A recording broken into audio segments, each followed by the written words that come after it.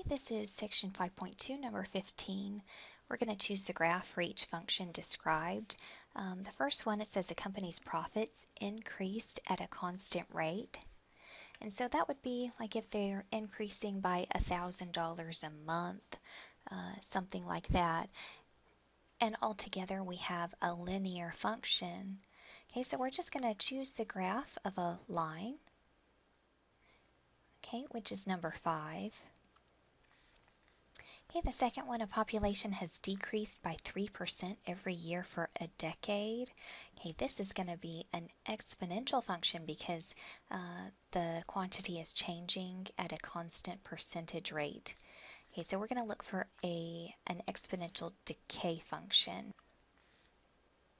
Okay, and it looks like it would be graph number 1.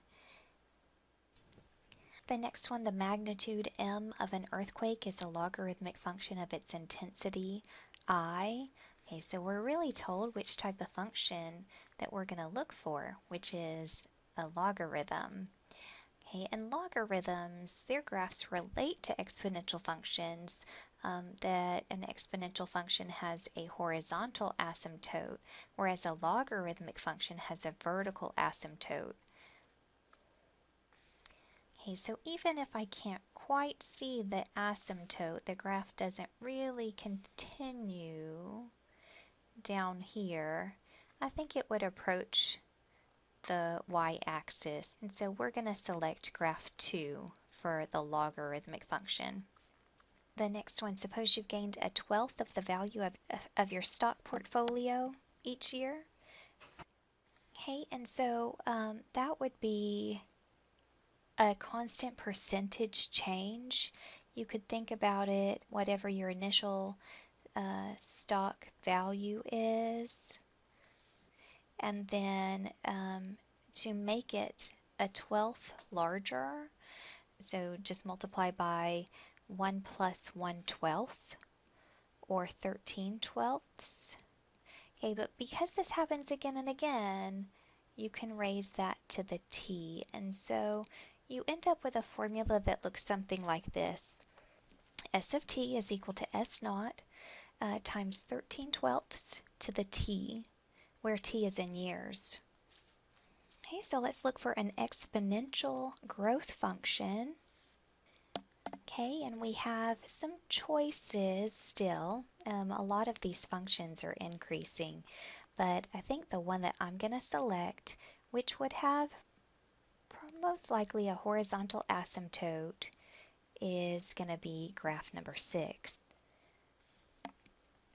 Okay, the area A of a square is a quadratic function of the length S of a side. Okay, so quadratic functions, remember they're U-shaped graphs.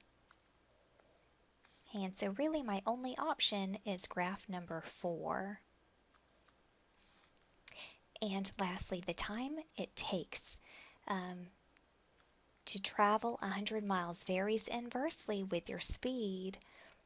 Okay, we really haven't talked about inverse variation, but you can kind of imagine what happens if you're traveling a distance of 100 miles. And if you go faster, that it would take less time.